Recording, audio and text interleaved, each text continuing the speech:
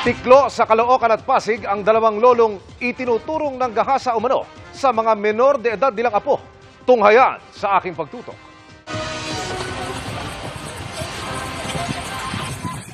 Sa loobang ito sa Kaybiga sa Caloocan, dinakip ng Special Operations Unit ng Northern Police District ang 60 anyos na lolong wanted sa 8 counts ng kasong panggagahasa at child abuse. Tuwing na-aresto namin sa bisa Ang biktima, ang 15 anyos na apo ng suspect. Hindi raw siya agad nakapagsumbong matapos mangyari ang krimen noong 1 taon. Una nito siyempre yung takot dahil ang suspect mayroong sense of authority over the victim. Mariing itinanggi ng suspect ang krimen. Galit lang daw ang mga magulang ng biktima dahil nawalan sila ng takanan ng ibenta niya ang kanilang bahay. Nung pinaalis nyo, doon na nangyari to? Nung pinaalis ko po at nakalipat na sila, doon po nagreklamo na po. Eh, saan kaya galing yung kaso na yan? Yun ang hindi ko alam, baka mga gawa-gawa nila.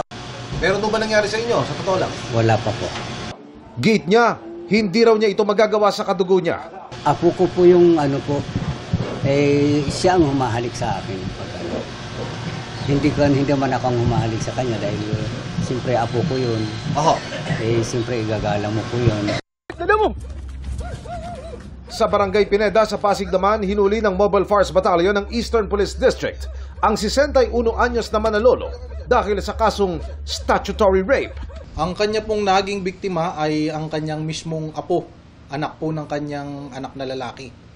Ang isang minor de edad po. During the commission of the crime po, ang bata is only 11 years old. Hindi nagbigay ng komento ang suspect pero sa investigasyon ng mga pulis. Nung amin po siyang nakuha, saka nung amin pong kinausap nung pagkahuli, kahit napag-alaman din po namin na siya po ay nangulungan na dati sa kasong frustrated homicide. Para sa GMA Integrated News, Emil Sumangil, nakatutok 24 oras. Mga kapuso, samahan nyo kaming tumutok 24 oras. Bisitahin at mag-subscribe sa GMA Integrated News sa YouTube. Sa mga kapuso abroad, bisitahin ang GMA Pinoy TV at www.gmanews.tv.